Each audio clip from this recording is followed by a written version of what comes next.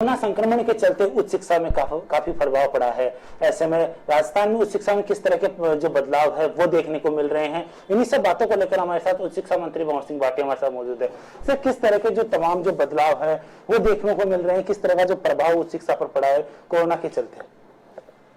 देखिए, वैसे तो कोरोना की वजह से हर आमजन प्रभावित हुआ है। उच्च शिक्षा की बात यदि हम करें तो मार्च के महीने में हमारे राजस्थान के सभी विश्वविद्यालयों की परीक्षाएं चल रही थी और अचानक लॉकडाउन की वजह से सारी परीक्षाएं हमें बीच में स्थगित करनी पड़ी और उसके बाद लगातार 2 महीने से भी ज़्यादा का समय बीत गया। तो ऐसी स्थिति में विद्यार्थियों की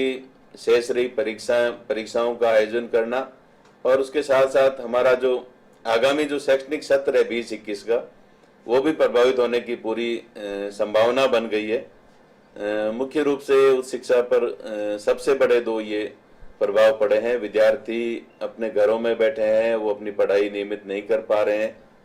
तो इन सब बातों को लेकर हम लगातार मंथन भी कर रहे हैं और उसके समाधान का प्रयास भी कर रहे हैं। लॉकडाउन के चलते राजस्थान में जो उच्च शिक्षा के जो एग्जाम होने थे वो स्थगित किए गए। अब किस तरह की जो तैयारियां हैं वो की जा रही है एग्जाम को लेकर?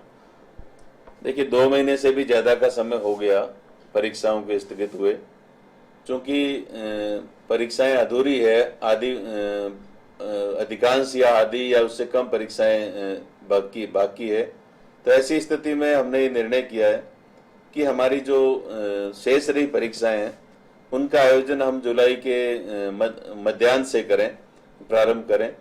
और उसके लिए हमने एक कार्य योजना बनाई है। उसके तहत जो यूजी और पीजी की फाइनल ईयर की परीक्षाएं हैं, सबसे पहले हम उन परीक्षाओं का आयोजन करेंगे। उसमें भी जो छोटी परीक्षाएं हैं जिनमें विद्यार्थियों की संख्या बहुत ही कम होती है, हर विश्वविद्यालय में 500, 1000, 2000, प्रारंभिक तौर पर हम उन परीक्षाओं को शुरू करेंगे। उसके बाद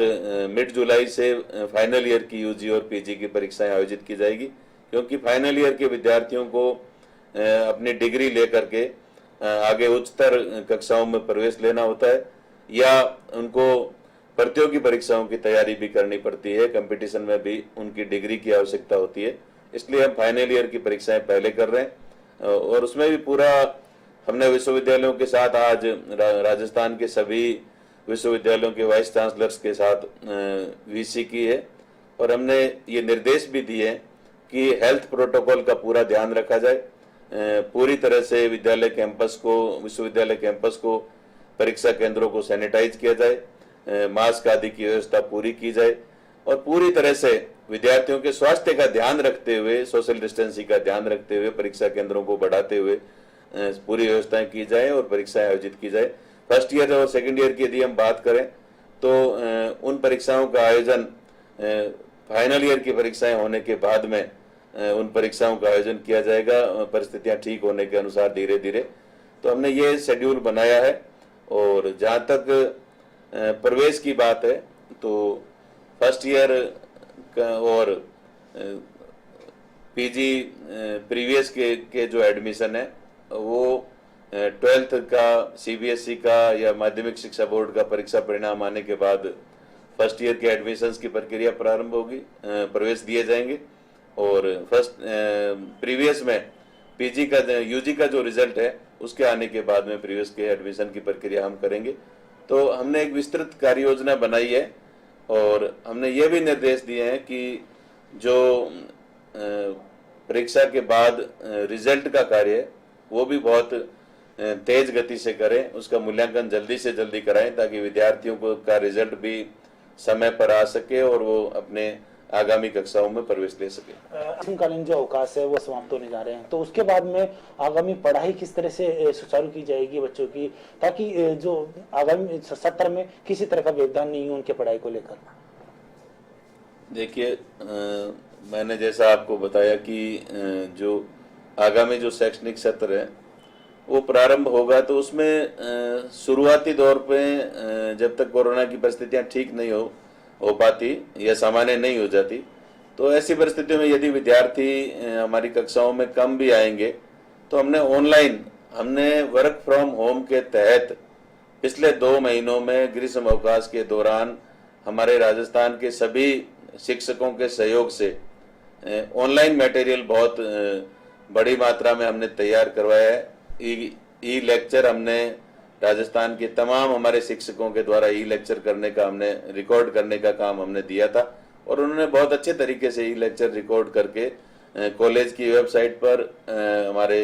यूट्यूब पर, हमारे विश्वविद्यालय की वेबसाइट पर अपलोड किए हैं। लेकिन इसमें एक बड़ी समस्या सामने ये आ रही है कि गरीब जो तबके के जो स्टूडेंट उनके पास टेक्नोलॉजी उपलब्ध नहीं है, या बात करें तो ग्रामीण क्षेत्र में नेटवर्क की समस्या सबसे ज्यादा होती है। तो उसके तहत किस तरह से उनको जो सिलेबस है वो प्रोवाइड कराया जाएगा, इन सब बातों को लेकर भी कुछ मॉनिटरिंग की गई है? देखिए, निश्चित रूप से जो पूरा सिलेबस है हमने ऑनलाइन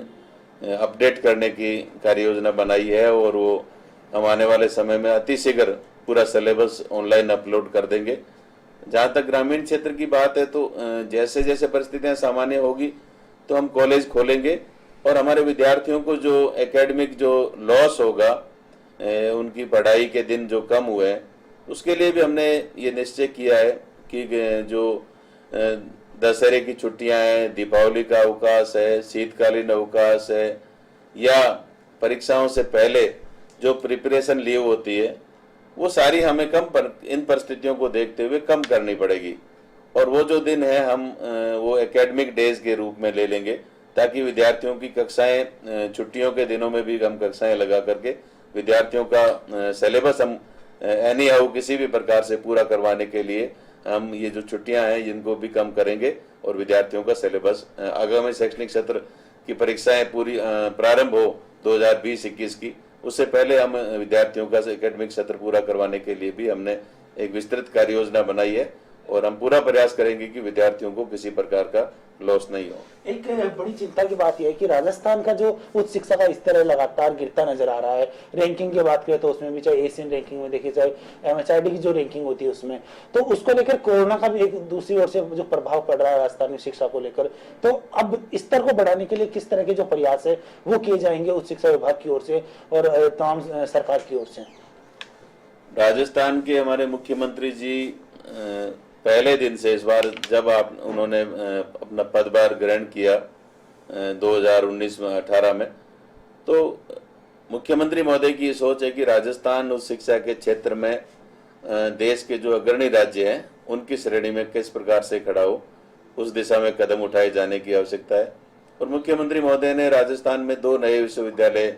पहले ही बजट में पहली कैबिनेट की मीटिंग में खोलने की घोषणा की, पत्रकारिता का विश्वविद्यालय और उसके साथ साथ विधि का विश्वविद्यालय। और न सिर्फ विश्वविद्यालय खोले गए बल्कि राजस्थान के अलग अलग ग्रामीण क्षेत्रों में 50 नए राजकीय महाविद्यालय 2019-20 के बजट में खोलने की न सिर्फ घोषणा हुई बल्कि उनको शुरू कर दिया गया। 2020-21 का जब बजट पेश किया गया तो इसमें भी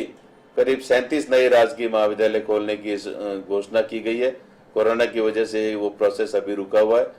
तो ये मुख्यमंत्री महोदय की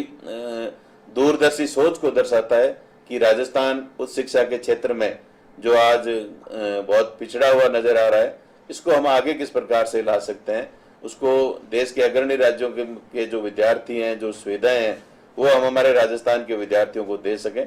इस दिशा में हमें काम करने की आवश्यकता है और निश्चित रूप से हम मुख्यमंत्री जी के नेतृत्व में ये सारा काम कर भी रहे हैं और आने वाले समय में राजस्थान की जो स्थिति है उच्च शिक्षा के क्षेत्र में निश्चित रूप से अच्छे स्तर पर और एक उभर कर सामने आएगी। बहुत बहुत धन्यवाद। तो जिस तरह से मंत्री ने बताया कि राजस्थान में भी उच्च शिक्षा के अंदर जो कोरोना का जो प्रभाव है वो दिखाई दिया है। जयपुर से कैमरामैन विजय मिश्रा के साथ में लोकेश ओला, A1 TV।